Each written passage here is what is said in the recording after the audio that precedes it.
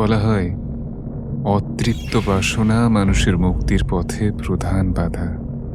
তাহলে সেই অতৃপ্ত বাসনা পূর্ণ হলে কি মুক্তি মেলে? দেখে নেওয়া যাক আজকের গল্পে। আজ আপনাদের শোনাব লেখিকা দেবলীনা দের কলমে সাপ মুক্তি। লেখিকা দেবলীনা দে পেশায় একজন আইনজীবী এবং বর্তমানে একটি নামী বেসরকারি ব্যাংকে কর্মরতা। ইতিমধ্যে বিভিন্ন প্রসিদ্ধ অতিলৌকিক পত্রিকা এবং বইয়ে ওনার লেখা স্থান পেয়েছে। আমাদের এই প্রচেষ্টায় আমাদের পাশে থাকার জন্য লেখিকা দেবলীনা দেকে অজস্র ধন্যবাদ। শুরু হচ্ছে আমাদের আজকের গল্প, লেখিকা দেবলীনা দের কলমে সাপ মুক্তি।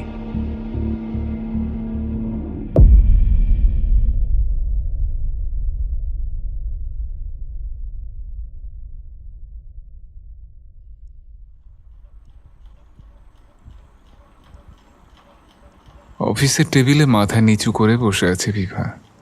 খুব মাথা ধরেছে আজকে, শরীরটাও যেন বেশ ভারী ভারী লাগছে।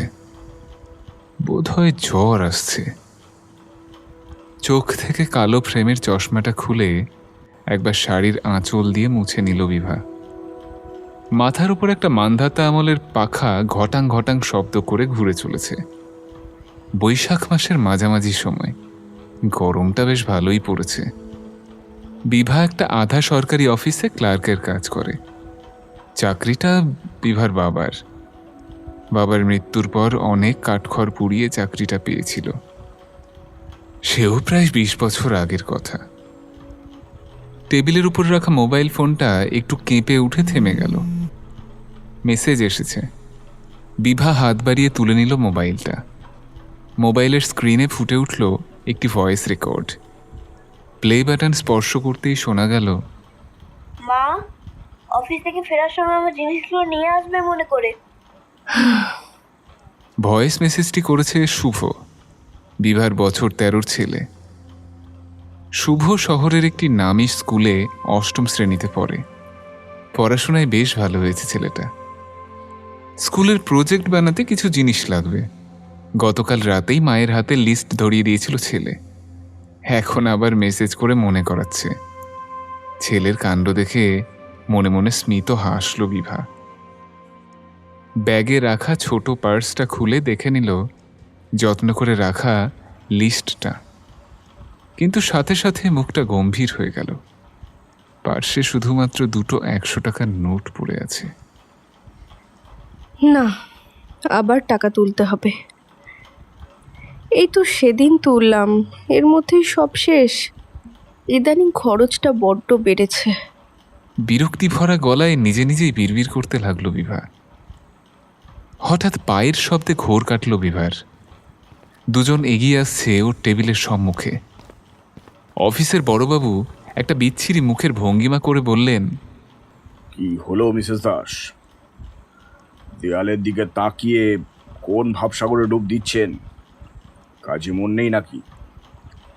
তারপর উত্তরের কোনো অপেক্ষা না করে পাশে দাঁড়িয়ে থাকা ছোকরাটার দিকে চোখের ইশারা করলেন। ছোকরাটার নাম মোহন। এই অফিসে পিয়নের কাজ করে। হাতে পাহাড় প্রমাণ ফাইল নিয়ে দাঁত বার করে হেসে সামনে দাঁড়িয়ে আছে।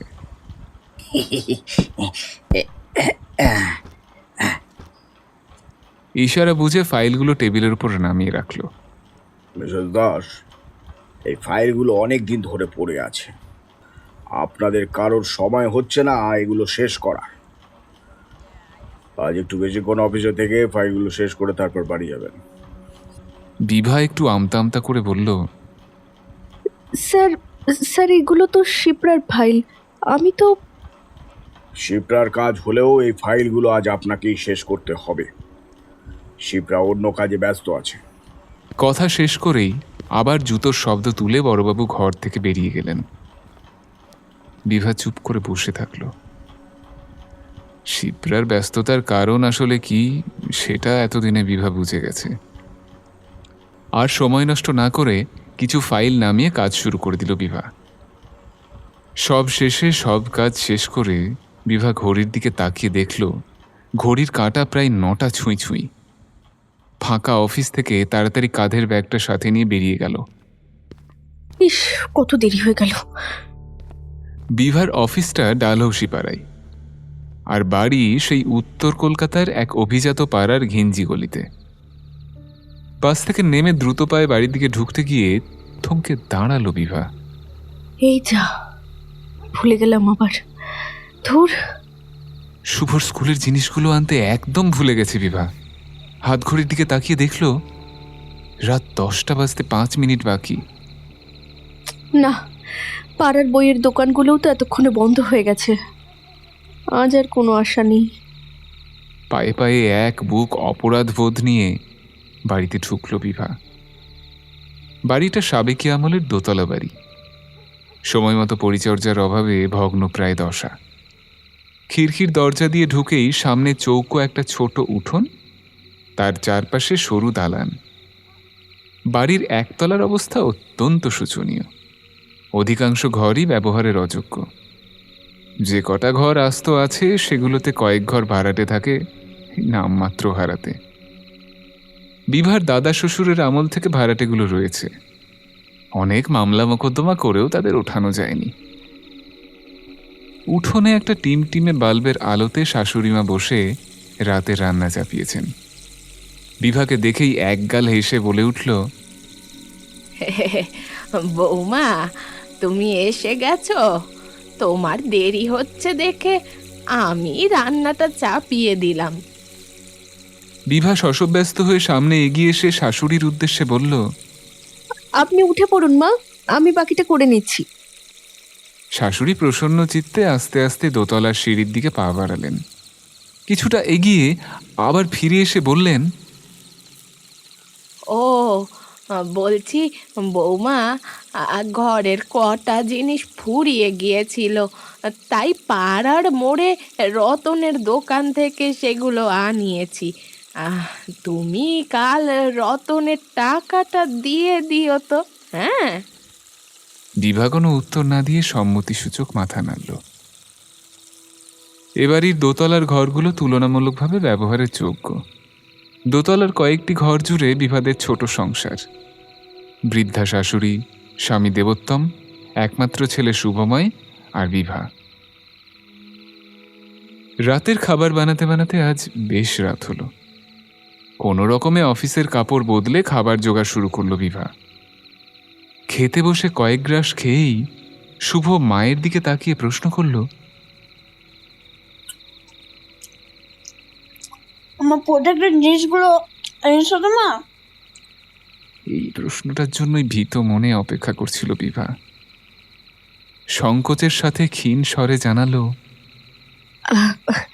আসলে কি হয়েছে বাবা, আজকে অফিসে না বড্ড দেরি হয়ে গিয়েছিল। ফেরার সময় দেখলাম সব দোকানগুলো বন্ধ হয়ে গিয়েছে। তাই আজকে না আনতে পারিনি। কিছু মনে করিস না। তুমি আনোনি? না মানে কালকেই আনবো তো, একদম ভুল হবে না, দেখিস কালকে ঠিক মনে করে নিয়ে আসবো আমি। ছেলের মুখের দিকে তাকিয়ে থমকে গেল বিভা। চোখ, নাক, মুখ রাগে লাল হয়ে গেছে। ভাতের থালা ধাক্কা দিয়ে সরিয়ে উঠে দাঁড়ালো শুভ। গটগট করে হেঁটে নিজের ঘরের দিকে এগিয়ে গেল শুভ। শাশুড়িমা শশব্যস্ত হয়ে বললেন, দাদু ভাই, খেতে খেতে ওভাবে উঠে যেতে নেই। আরে না না, যেও না। ও দাদু ভাই, আমার কথা শোনো। দাদু ভাই, হে কি, ছাড়ো আমাকে, যেতে দাও। অনেক চেষ্টা করেও নাতিকে বুঝিয়ে ভাতের থালায় ফিরিয়ে আনতে ব্যর্থ হয়ে বিভার ওপর নিজের সব রাগ উগরে দিলেন। এ তোমার ভারী দোষ বৌমা। ছেলেটা যখন তোমাকে দরকারের জিনিসগুলো আনতে দিল, তখন তুমি কোন আক্কেলে সেগুলো না নিয়ে ঘরে ফিরলে শুনি? বাচ্চা আমার কিচ্ছুটি না খেয়ে উঠে গেল গো। কটা টাকা রোজগার করো বলে খুব দেমাক হয়েছে তোমার, তাই না? আমার খোকা কোনো কাজকর্ম করলে কবে তোমাকে গাড় ধরে ঘর থেকে বের করে দিতাম। হাবাতে ঘরের মেয়ে আবার দেমাক দেখো। পাশে বসে থাকা দেবোত্তম বিরক্তি প্রকাশ করে বলল, মা, এসবের মধ্যে আবার আমাকে কেন টানছো? তুই চুপ কর গোকা। দুবেলা দুটি অন্নের জোগাড় করছে বলে তোর বউয়ের এত গরম। আজ তুই রোজগার পাতি করলে আমাকে কি তোর বউয়ের এত দেমাক দেখতে হতো? অন্য কোনো শাশুড়ি হলে এতদিনে দেখতি। এতক্ষণ ধরে শাশুড়ি মায়ের আস্ফালন শুনে বিভা উঠে এবার ধীর কদমে নিজের ঘরের দিকে চলে গেল। বিভাকে কেউ খেয়ে নেবার কথা মনে করিয়ে দিল না। বিভাদের শোবার ঘর লাগোয়া একটা ছোট্ট বারান্দা আছে। খুব বিপজ্জনকভাবে সেই বাড়িটা সংলগ্ন সরু গলির ওপর ঝুঁকে পড়েছে সেটা। খুব সাবধানে বিভা বারান্দায় এসে দাঁড়ালো।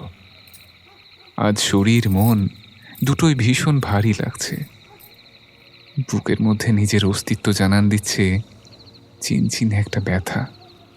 চোখের কোণটাও যেন ভিজে ভিজে মনে হচ্ছে। পিঠের ওপর চাপানো দায়িত্বের বোঝাটা যে দিন দিন নিজের ওজন বাড়িয়েই চলেছে। বিভার শরীর মন সব যেন পিষে নিশ্চিহ্ন করে দিতে চায় এই বোঝা।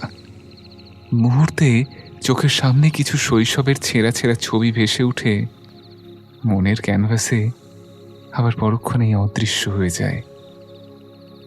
বারান্দায় দাঁড়িয়ে একদম গলির শেষ পর্যন্ত দেখা যাচ্ছে। এখনো গলিটা সম্পূর্ণ জনশূন্য। শুধু কয়েকটা রাস্তার কুকুর সামনের বাড়ির রোয়াকে গুটিসুটি মেরে শুয়ে আছে। আশেপাশের সব বাড়িঘরগুলো এখন অন্ধকার। ক্লান্ত শহর ঘুমিয়ে পড়েছে। আবার বেশ গরম করতে শুরু করেছে বিভার। দিন দিন গরমটা এত অসহ্য হয়ে উঠছে। হাত দিয়ে কপালের ঘাম মুছল বিভা। কি গো, সারা রাত কি বারান্দায় আকাশের দিকে তাকিয়েই কাটিয়ে দেবে নাকি? ঘরে এসো একবার। দেবোত্তমের গলা ভেসে এলো ঘরের ভিতর থেকে। এই আহ্বানের ইঙ্গিত অতি পরিচিত বিভার। হ্যাঁ, আসছি। বলে লক্ষ্মী বউয়ের মতো ঘরে ঢুকে গেল সে। শুধু বাতাস ভারী হয়ে রইল কিছু অব্যক্ত দীর্ঘশ্বাসে। মিনিটখানেক পর দেবোত্তমের নাসিকা গর্জনে শীর্ণ অট্টালিকার দক্ষিণ কোণের বারান্দা সংলগ্ন ঘরের দেওয়ালগুলো কাঁপতে থাকল। বিভা কিছুক্ষণ মাথার উপর ঝুলতে থাকা কড়িবর্গার দিকে তাকিয়ে রইল। না, ঘুম আসছে না। শরীরটা বড্ড আনচান করছে। অনাবৃত শরীরটা ঘামে ভিজে বিছানার চাদর ভিজিয়ে ফেলেছে। বুকের ভেতরটা কেমন যেন পাক দিচ্ছে। অস্বস্তি আর সহ্য করতে না পেরে রাত পোশাকটা গায়ে গলিয়ে আবার বারান্দার দিকে এগোলো বিভা। অন্ধকারাচ্ছন্ন বারান্দাটায় পা দিয়েই সারা শরীরে এক অতি পরিচিত শীতল অনুভূতি জানান দিয়ে গেল। বিভা এক মুহূর্ত থমকে দাঁড়ালো। বারান্দাটা তখন সম্পূর্ণ অন্ধকার। দক্ষিণের মৃদু বাতাসে দরজায় ঝোলানো উইন্ড চাইমটা টুংটাং শব্দ করে দুলছে। এই শীতল স্পর্শটা এর আগেও অনেকবার অনুভব করেছে বিভা। যখনই খুব একা লাগে তখনই বারান্দায় এসে দাঁড়িয়ে এই শীতল স্পর্শটা অনুভব করে বিভা। একদলা অব্যক্ত যন্ত্রণা ঢোক গেলে অস্ফুট স্বরে বিভা বলে উঠল, তুই তুই এসেছিস ওজান? কয়েক ফোঁটা শীতল লবণাক্ত জল গাল বেয়ে গড়িয়ে পড়ল। সাথে সাথে অতীতের তিক্ত স্মৃতি মনে পড়তেই আচমকা ঝাঁঝিয়ে উঠল বিভা। কেন আসিস তুই বারবার? কি দেখতে আসিস? যখন দরকার ছিল তখন তো তুই কাছে ছিলিস না। এখন কিসের সান্ত্বনা দিতে আসিস তুই ওজান? বিভা বুঝতে পারছে তার গাল বেয়ে গড়িয়ে পড়তে থাকা অবিশ্রান্ত ফোঁটা ফোঁটা জলে তার গলা আর রাত পোশাকের ঊর্ধ্বাংশ ভিজিয়ে দিচ্ছে। বারান্দার রেলিং ধরে দাঁড়িয়ে নিজেকে শান্ত করার বৃথা চেষ্টা করতে থাকে বছর 42-এর মহিলাটি। এখনও বিভা অনুভব করতে পারছে খানিকটা কুণ্ডুলি পাকানো ঠান্ডা বাতাস তার গা ঘেঁষে স্থির হয়েছে। তার উন্মুক্ত বাহুতে, অশ্রুসিক্ত গলায়, ঘাড়ে বরফ ঠান্ডা সেই বাতাস যেন বারবার ছুঁয়ে দিয়ে যাচ্ছে। নিজের মন একটু শান্ত করে বিভা এবার অতীতের গহ্বরে ডুব দিল। সাথে সাথে চোখের সামনের ক্যানভাসে বদলে যেতে থাকলো দৃশ্যপট। এখন যে দৃশ্যটা মনের ক্যানভাসে জীবন্ত হয়ে দেখা দিয়েছে সেটা হলো কয়েকটা অল্প বয়সী ছেলে মেয়ে কলেজের ক্লাসরুমে বেঞ্চ বাজিয়ে গান গাইছে। दिल मेरा हर बार ये सुनने को बेकरार है, कहो ना प्यार है, कहो ना प्यार है।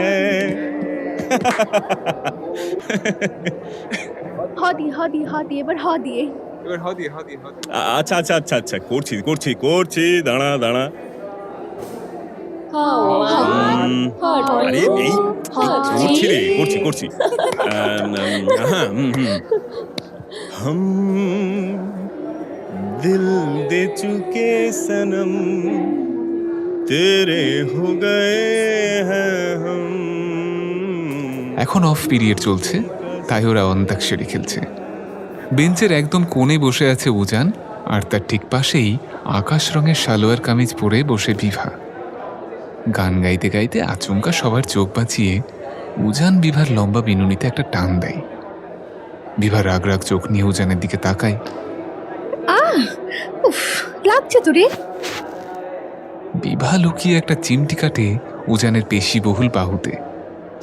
আহ তবে রে, আমি কি করলাম? আমিও দেখেছি বিভা কিন্তু করেন, ঠিক বলেছে, একদম ঠিক, আমি পুরো সাপোর্ট করছি এটা। তাদের মধ্যে এই অন্তহীন খুনসুটি চলতেই থাকে।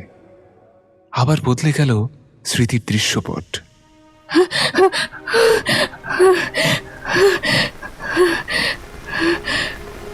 এখন বিভার বাবার মৃতদেহ পড়ে আছে ওদের বাড়ির দালানে। বাবার নিষ্প্রাণ দেহের উপর আপসে পড়ে কেঁদে চলেছে বিভা আর তার দুই ছোট ছোট ভাই। একটু দূরেই পাথরের মতো বসে আছে ওদের মা। অবিশ্রান্ত ধারায় ঝরছে বৃষ্টি তাদের টিনের চালার ছোট্ট বাড়িটার মাথায়। যেন প্রকৃতি দেবীও ওদের উপর অত্যন্ত বিরূপ। এতদিন পরেও আবার ফুপিয়ে কেঁদে উঠল বিভা। পিতৃবিয়োগের শোক যেন এখনো বুকে টাটকা হয়ে রয়েছে। স্মৃতির চিত্রপটে আবারও একটা নতুন দৃশ্য ফুটে উঠল। একটা ঝিলের ধারে বসে রয়েছে বিভা আর উজান। দুজনের মুখই থমথমে। বিভা কান্না জড়ানো গলায় বলে উঠল, তুই তো জানিস, হ্যাঁ, কত কষ্ট করে বাবার চাকরিটা জোগাড় করলাম।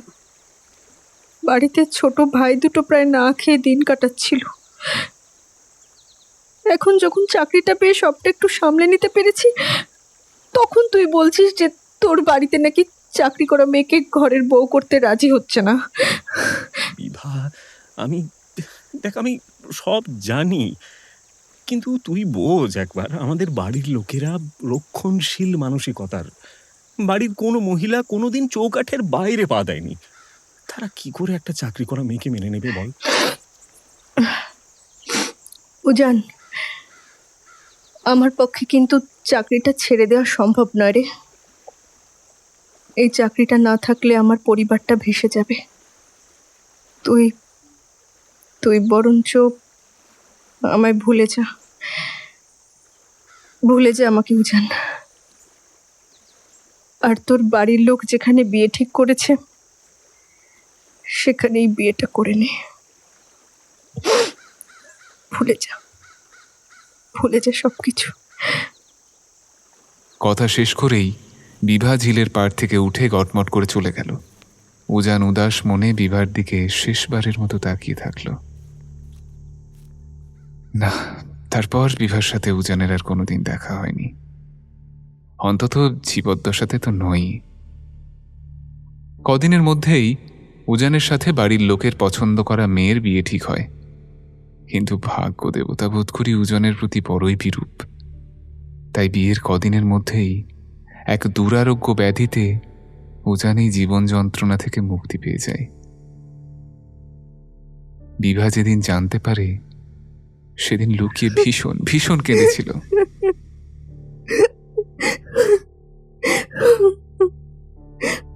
কিন্তু তখন সেই দাস পরিবারের রোজগেরে বৌমা।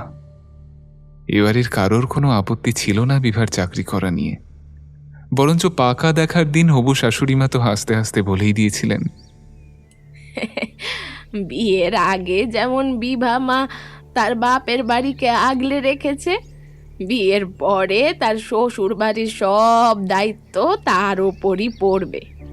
কি পারবে তো নতুন সংসার সামলাতে, আর আমার ছেলেটাকে একটু সংসারই করতে? হ্যাঁ, কারণ তার ছেলে এত সংসারী নয়, সারাদিন বন্ধু বান্ধব নিয়ে থাকতেই ভালোবাসে। ওদিকে সময়ের স্রোতে ভেসে গেছে অনেকগুলো বছর, বিভা মা হয়েছে, ছোট ভাই দুটো এখন পড়াশুনো শেষ করে স্বাবলম্বী হয়েছে। বিভার বৃদ্ধা মা তার ছেলে বউ নাতি নাতনি নিয়ে বেশ সুখেই আছে। রাতের অন্ধকারে একা বারান্দায় দাঁড়িয়ে এসব ভাবতে ভাবতে একটা দীর্ঘশ্বাস বেরিয়ে এলো বিভার অন্তরের গহীন অন্ধকার থেকে। না, আর এই ঠান্ডা অনুভূতিটা পাচ্ছে না বিভা। ঠিক যেমন হঠাৎ করে আসে, আবার সেই রকমই হঠাৎ করেই চলে যায় উজান। বিভা ঘরের মধ্যে গিয়ে আবার শুয়ে পড়ল।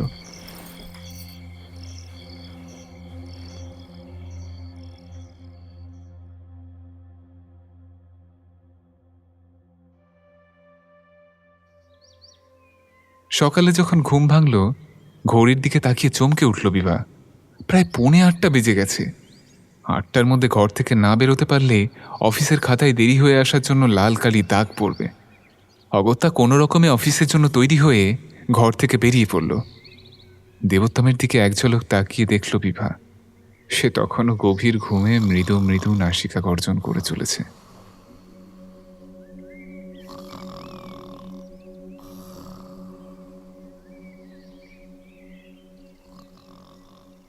একতলার উঠোন পেরিয়ে দরজার দিকে যাওয়ার সময় দেখতে পেল শাশুড়িমা স্টোভে দুধ জাল দিচ্ছেন।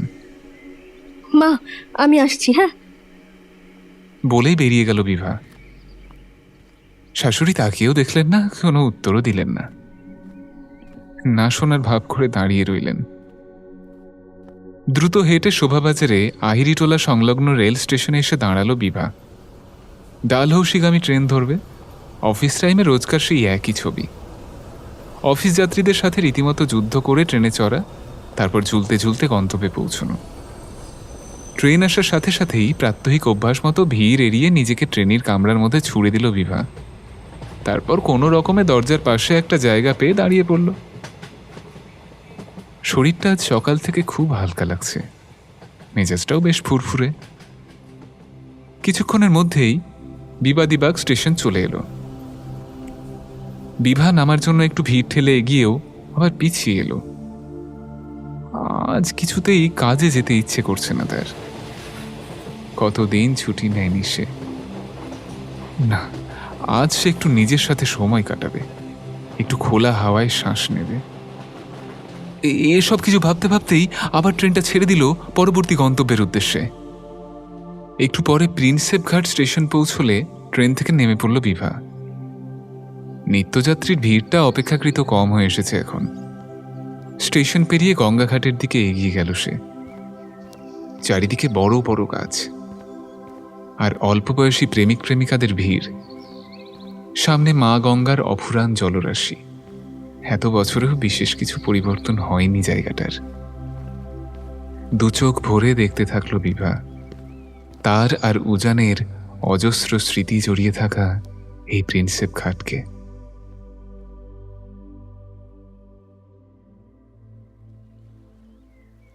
সেদিন কি বলবি বলছিলি?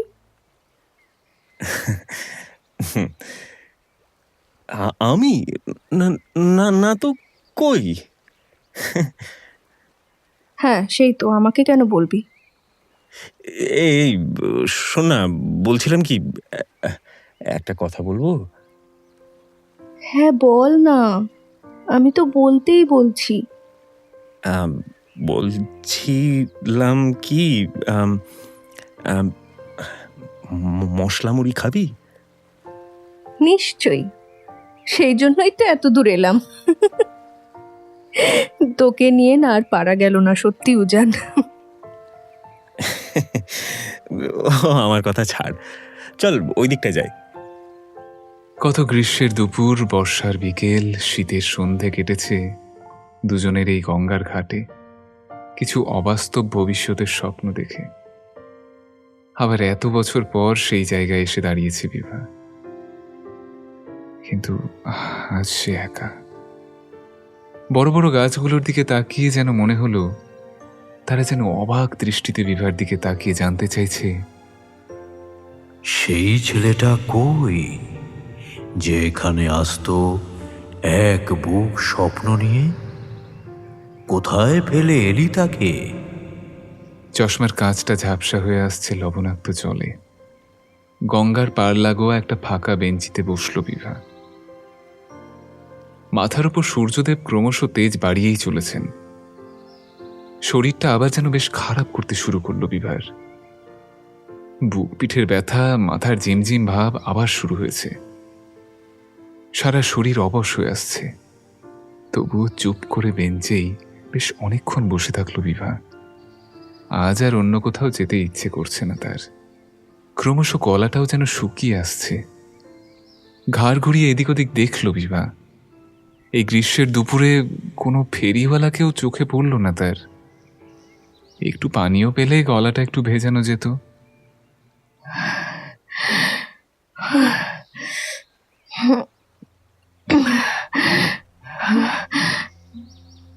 একসময় হতাশ হয়ে বেঞ্চের ওপরেই তৃষ্ণার্ত ক্লান্ত শরীরটা এলিয়ে দিল বিভা।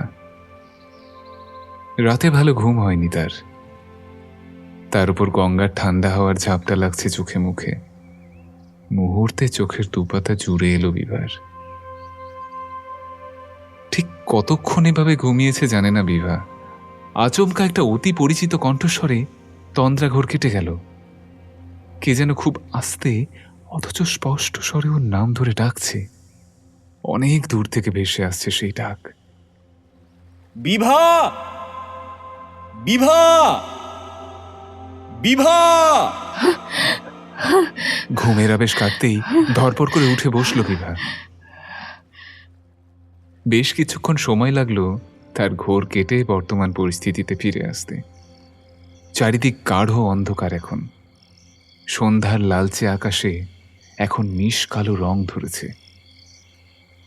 পার্কের মধ্যে নির্দিষ্ট দূরত্ব অন্তর বৈদ্যুতিক স্তম্ভতে লাগানো বাতিগুলো জ্বলছে। সেই আলোতে স্তম্ভের চারপাশের আধার কিছুটা কম হয়েছে। হাতঘড়ি রেডিয়াম ডায়ালে চোখ গেল বিভার। রাত ৮টা বাজে। নিজের উপর ভারী অবাক হয় বিভা। এতক্ষণ ধরে সে ঘুমোচ্ছে। সারা দিন কিছু খাবার খায়নি, এমনকি জল পর্যন্ত গলা দিয়ে নামেনি। তবু শরীরটা কত চনমনে লাগছে তার। শরীরের কষ্টগুলো আর অনুভূত হচ্ছে না। নজর অন্ধকারে একটু সয়ে যেতেই বিভা খেয়াল করল বেঞ্চের অপর প্রান্তে কেউ যেন বসে আছেন। শরীরের আদল দেখে পুরুষ মানুষ বলেই মনে হচ্ছে। একটু লজ্জা পেয়ে তাড়াতাড়ি উঠে দাঁড়ালো বিভা। আর চোখে দেখতে পেল পুরুষ অবয়বটি উঠে দাঁড়িয়েছে। এবার একটু গা ছমছম করে উঠল বিভার। জোর পায়ে পার্ক থেকে বাইরের দিকে যাওয়ার রাস্তায় এগিয়ে গেল সে।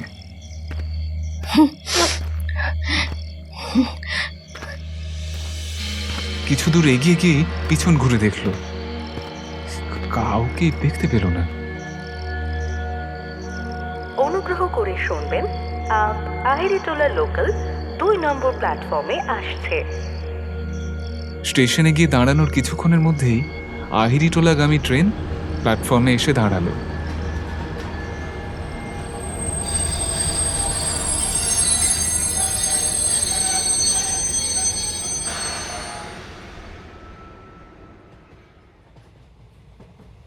ট্রেনের কামরায় পা দিয়েই চমকে উঠল বিভা। লোকাল ট্রেনের যাত্রীদের মধ্যে এত স্তব্ধতা, এমনটা তো আগে কখনো লক্ষ্য করেনি সে। ট্রেনের কামরায় যতজন যাত্রী রয়েছে সবাই কেমন যেন অদ্ভুত দৃষ্টিতে বিভার দিকে তাকিয়ে আছে। কি অস্বস্তিকর সে দৃষ্টি। ট্রেনের চলার শব্দ ছাড়া আর কোনো শব্দ শোনা যাচ্ছে না। এমনকি একটা হকার পর্যন্ত নেই এই কামরায়। এই ব্যস্ত শহরের বুকে এমন নিস্তব্ধতা যেন বড়ই বেমানান। সে আরও লক্ষ্য করল উপস্থিত যাত্রীদের সবার চোখগুলো কেমন যেন ঘোলাটে। সেই ঘোলাটে চোখ নিয়েই সবাই যেন বিভার দিকে তাকিয়ে আছে। বেশ অস্বাভাবিক লাগলো বিভার, সাথে একটু ভয়ও লাগলো। কিসের যেন একটা গন্ধ নাকে আসছে না? ভালো করে বোঝার জন্য একটা লম্বা শ্বাস নিল বিভা। সঙ্গে সঙ্গে গা গুলিয়ে উঠল বিভার। চামড়া পোড়ার কটু গন্ধ এটা। বাবার মৃত্যুর পর নিজের হাতে সংস্কার করার সময় প্রথম পরিচিত হয় এই গন্ধটার সাথে। তারপর থেকে এই গন্ধটা পেলেই গা পাক দিয়ে ওঠে ওর। ছিটকে গিয়ে কামরা দরজার সামনে গিয়ে দাঁড়ালো সে। কি হচ্ছে আজ এটা? আর এক মুহূর্ত এই কামরায় নয়, সামনে যে স্টেশন আসবে নেমে পড়ব। হ্যাঁ, নামতেই হবে। কি হচ্ছে এটা? হঠাৎ কানে এলো ঠিক করে মৃদু হাসির আওয়াজ। বিভা ঘাড় ঘুরিয়ে দেখলো সামনে সিটে বসে থাকা কয়েকজন যাত্রী সেই অস্বাভাবিক দৃষ্টি নিয়ে তার দিকে তাকিয়ে হি হি করে হেসে চলেছে।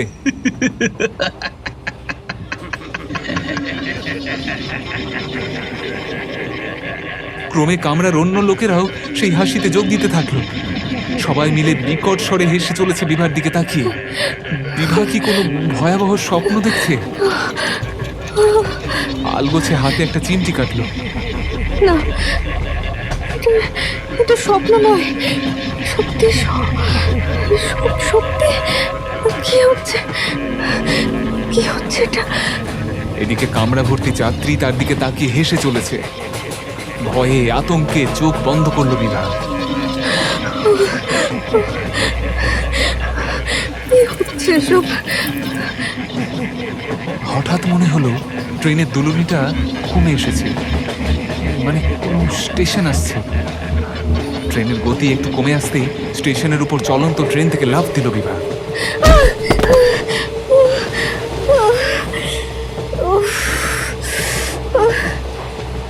সিমেন্টের প্ল্যাটফর্মের উপর ছিটকে পড়ল। ট্রেনটা আরো গতি বাড়িয়ে বেরিয়ে গেল, থামলো না। চারপাশ দেখে বিভা একটু আশ্বস্ত হলো। না, সে ঠিক স্টেশনেই নেমেছে। এটাই শোভাবাজার স্টেশন।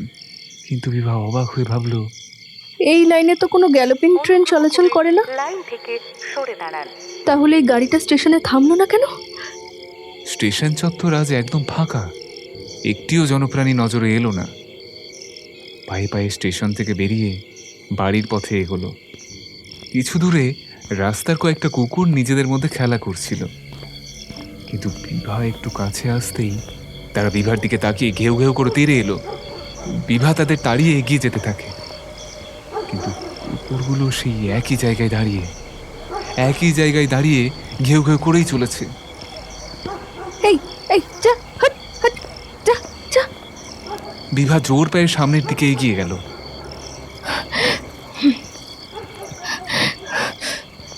আজ রাস্তাঘাট ভয়ানক অন্ধকার আর জনশূন্য। কোনো ল্যাম্পপোস্টে একটা আলো জ্বলছে না। বোধহয় বৈদ্যুতিক গোলযোগ হয়েছে এলাকায়। কয়েক পা এগিয়ে বিভা থমকে দাঁড়ায়। তার অনুভূতি ক্রমে জানান দিচ্ছে ঠিক তার পিছন পিছন কেউ যেন তাকে অনুসরণ করে এগিয়ে আসছে। বিভা দ্রুত পিছনে তাকালো।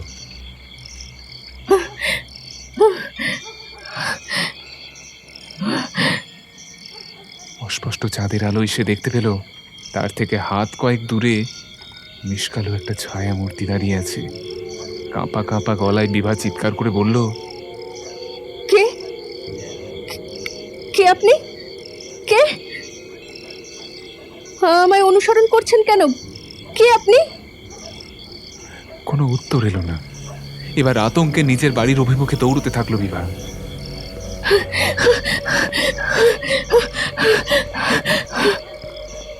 সে বুঝতে পারছে ছায়া মূর্তিটা এখনো পর্যন্ত তাকে অনুসরণ করে চলেছে। দূর থেকে বাড়ির সদর দরজাটা দেখতে পায় বিভা। রোজকার মতো আজও খোলাই আছে। এক ছুটে বাড়ির মধ্যে গিয়ে ঢুকে পড়ল। কিন্তু বাড়িতে ঢুকেই থমকে দাঁড়ালো বিভা। হে কি বাড়িটার এত জরাজীর্ণ দশা হলো কি করে? আজ সকালে তো অফিসে যাওয়ার সময় সবকিছু ঠিকঠাক ছিল। বাড়ির উঠোনে পুরো ধুলোর স্তর জমেছে, চারিদিকে দেওয়ালে চাকলা উঠে গেছে, দেয়াল বেয়ে বড় বড় গাছ উঠেছে। এই কার বাড়িতে চলে এলো বিভা? হ্যাঁ, সারা বাড়ি গাঢ় অন্ধকারে ঢাকা, কোথাও কোনো আলো জ্বলছে না, সব ঘরের দরজায় তালা ঝুলছে, ভাড়াটিয়াগুলোর ঘর পর্যন্ত খালি। অসহায়ভাবে কখনো ছেলে শুভ, কখনো স্বামীর উদ্দেশ্যে গলা ফাটিয়ে চিৎকার করতে থাকলো বিভা। শুভ, শুভ, দেবোত্তম, মা, কোথায় গেলে তোমরা? কোথায় গেলে? কোথায় গেলে তোমরা? কোথায় গেলে? মানুষগুলো কোথায় উপে গেল? বিভার গলা ফেটে কান্না বেরিয়ে আসতে চাইল। কি যেন ভেবে সে দ্রুত পায়ে সিঁড়ি দিয়ে দোতলায় উঠে গেল। দোতলার ঘরগুলো সব সারি সারি তালাবন্ধ হয়ে পড়ে আছে, মেঝের উপর পুরু ধুলোর আস্তরণ। ছেলে শুভর ঘরের বন্ধ দরজার সামনে এসে থমকে দাঁড়ালো বিভা। দেয়ালে একটা ক্যালেন্ডার ঝোলানো রয়েছে, তাতে লেখা 2019। ফ্যাল ফ্যাল করে সেদিকে তাকিয়ে থাকলো বিভা। এটা কি করে সম্ভব? এখন তো 2013 সাল চলছে। না, না,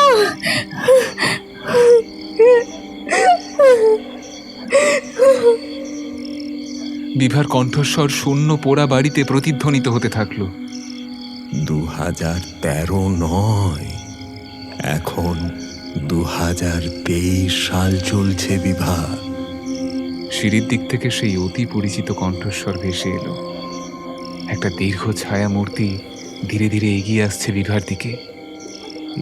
এই কণ্ঠস্বর বিভা চেনে, এ উজান ছাড়া আর কেউ হতেই পারে না।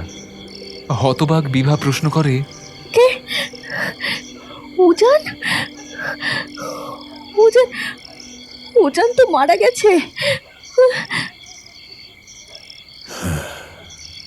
তুইও আর বেঁচে নেই বিভা। আজ থেকে 10 বছর আগের সেই দিনটার কথা মনে পড়ে তোর?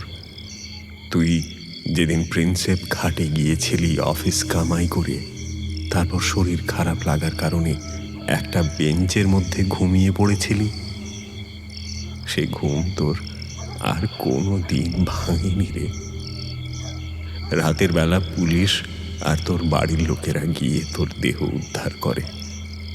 স্বাভাবিক অসুস্থতার কারণেই মৃত্যু, কিন্তু তুই আজও মুক্তি পাসনি। প্রতি বছর আজকের দিনটায় জেগে উঠিস আর ছুটে আসিস তোর ফেলে যাওয়া এই সংসারে।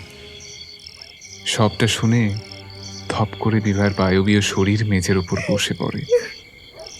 নিঃশব্দ কান্নায় সিক্ত হয় তার বায়ব দেহ।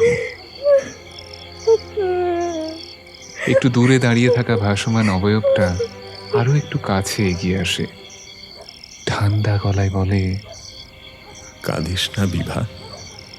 তোর অভিশপ্ত মানব জীবন থেকে যেমন তোর এখনো মুক্তি হয়নি, ঠিক তেমনি আমারও হয়নি। জীবনের অতৃপ্ত চাওয়া পাওয়াগুলোর হিসেব বারবার তোকে এনে তোলে এই বাড়ির চৌকাঠে। বহুদিন হলো তোর বাড়ির লোকজন এই বাড়ি বিক্রি করে চলে গেছে। এখানে তোর আর কিচ্ছু ফেরত পাওয়ার নেই রে। চল চল, ফিরে চল। কোথায় যাব? কেন? সেই গাছের নিচের বেঞ্চে ফিরে যাবি, যেখানে তুই ঘুমিয়ে আছিস বছরের পর বছর ধরে। আর আমি অপেক্ষা করে থাকি কবে এই দিনটাতে তোর ঘুম ভাঙবে আর তুই ছুটে আসবি এই বাড়ির রাস্তায়, আর আমি ছুটে আসব তোকে ফিরিয়ে নিয়ে যাওয়ার জন্য। রাতের শেষে তুই আবার ঘুমিয়ে পড়বি 1 বছরের জন্য, আর আমি অপেক্ষা করে থাকব তোর ঘুম ভাঙার, যতদিন না মহাকালের নিয়মে আমাদের এই সাপ মুক্তি সম্পন্ন হয়। দুটো অস্পষ্ট ছায়া মূর্তি সিঁড়ি দিয়ে নেমে সদর দরজা দিয়ে আস্তে আস্তে বেরিয়ে গেল। জরাজীর্ণ বাড়িটা যেন সমস্ত ঘটনার সাক্ষী হয়ে একটা গভীর দীর্ঘশ্বাস ছাড়ল, আর যেন ফিসফিস করে বলল, আবার 1 বছরের প্রতীক্ষা। আমার প্রাণের পরে চলে গেল কে, বসন্তের বাতাসটুকুর মতো সে যে ছুঁয়ে গেল, নুয়ে গেল রে, ফুল ফুটিয়ে গেল শত শত, সে চলে গেল বলে গেল না, সে কোথায় গেল ফিরে এলো না, সে যেতে যেতে চেয়ে গেল কি যেন গেয়ে গেল, তাই আপন মনে বসে আছি কুসুম বনেতে, তাই আপন মনে বসে আছি কুসুম বনেতে। সে ঢেউয়ের মতন ভেসে গেছে, চাঁদের আলোর দেশে গেছে, যেখান দিয়ে হেসে গেছে, হাসি তার রেখে গেছে রে। মনে হলো আখির কোণে আমায় যেন ডেকে গেছে সে, আমি কোথায় যাব, কোথায় যাব ভাবতেছি তাই একলা বসে, সে চাঁদের চোখে বুলিয়ে গেল ঘুমের ঘোর, সে প্রাণের কোথায় দুলিয়ে গেল ফুলের ডোর, কুসুম বনের উপর দিয়ে কি কথা সে বলে গেল, ফুলের গন্ধ পাগল হয়ে সঙ্গে তার চলে গেল, হৃদয় আমার আকুল হলো, নয়ন আমার মুদে এলো রে, কোথা দিয়ে কোথায় গেল সে, আমার প্রাণের পরে চলে গেল কে।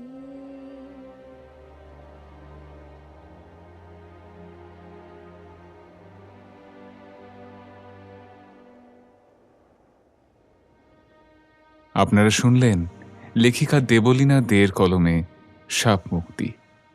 গল্পের নাট্যরূপ দিয়েছি আমি অমিত সরকার। এছাড়া গল্পের সূত্রধার ও কথক আমি অমিত সরকার। বিভা চরিত্রে কণ্ঠ দিয়েছেন প্রাহি, উজান চরিত্রে ছিলেন এনামুল। এছাড়া বিভিন্ন গুরুত্বপূর্ণ চরিত্রে কণ্ঠ দিয়েছেন সুজন, বর্ষা, সাহিত্য, শুভদীপ, পার্থ, সৈকত, দেবস্মিতা, দেবযানী, প্রদ্যুৎ ও খুশি। এছাড়া গল্পে ব্যবহৃত রবীন্দ্রসঙ্গীতটি গেয়েছেন অস্মিতা মুখার্জি পাল। শব্দ সংযোজন করেছেন রিম্পা ঘোষ।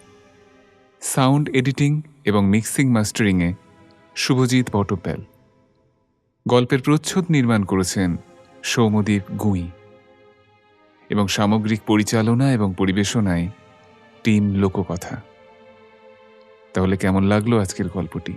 কমেন্ট করে আমাদের অবশ্যই জানান। আর ভালো লাগলে চ্যানেলটি সাবস্ক্রাইব করে আমাদের পাশে থাকুন আর শুনতে থাকুন বঙ্গ সাসপেন্স, যেখানে গল্পের আড়ালে থাকে রহস্য আর রহস্যের আড়ালে অন্ধকার।